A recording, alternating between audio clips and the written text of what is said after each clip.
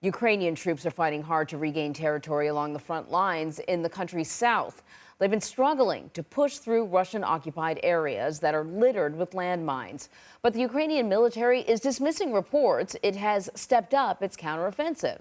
Meanwhile, Russian President Vladimir Putin and 17 African leaders are meeting in Saint Petersburg again today. The African nations are urging Putin to follow their peace plan to end the war, and they also expressed concerns about the consequences of Russia's grain deal with Ukraine collapsing. The Russian president said Moscow is looking carefully into a peace proposal. Debora Patta is reporting on the meetings for us from Johannesburg. Debora, it's good to see you. Vladimir Putin sort of characterized the grain deal as something that was working out in Ukraine's favor, but not working out for Russia, and that's why they pulled out. But sort of a bit of a concession, Russia offered free grain to 6 African nations. Can we talk a little bit about which 6 were offered this deal and why, and how the other nations sort of received it? Well, it's been treated with a great deal of skepticism, as many countries would prefer that the grain deal was actually reinstated.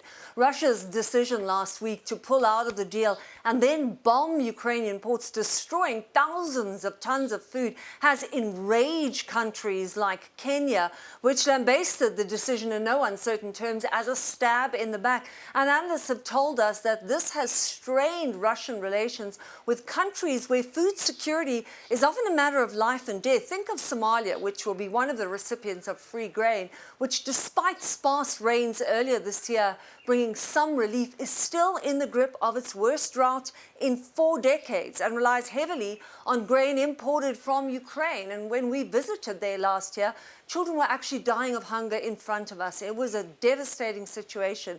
Not only is imported grain affected, but it also means food prices will increase dramatically as the UN brokered grain deal, which basically allowed safe passage in Ukraine through the Black Sea, did help bring down spiraling food costs by more than 20%. And this will also impact other countries affected by the drought, like northern Kenya, South Sudan, and Ethiopia. Kenya is not on that list of getting free grain. One analyst told us that Putin's announcement that they would provide free grain to some countries was really just a cynical move, and at best only made to stem criticism of Russia's withdrawal from the grain deal by African leaders.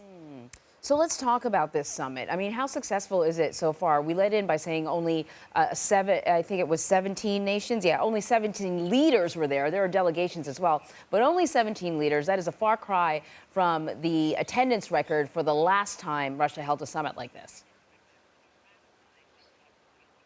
Well, frankly, it's been underwhelming. As you say, just 17 African heads of state, according to Russia's own tally, showed up for the summit. That's less than half of the 43 leaders who participated in the very first one in 2019. And the list of notable absentees includes some very heavy hitters: Nigeria, Kenya, Democratic Republic of Congo, Rwanda, Zambia.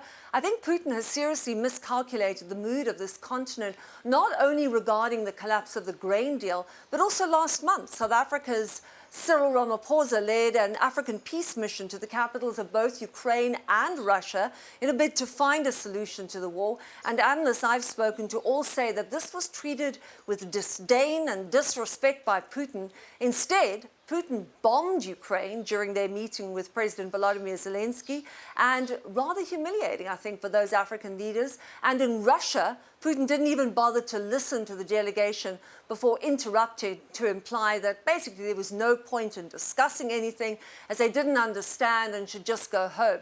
Now, Ramaphosa wants to revive those peace talks at the summit. At least this time, Putin said he will consider their proposals. Whether that actually amounts to anything remains to be seen. And then there's trade.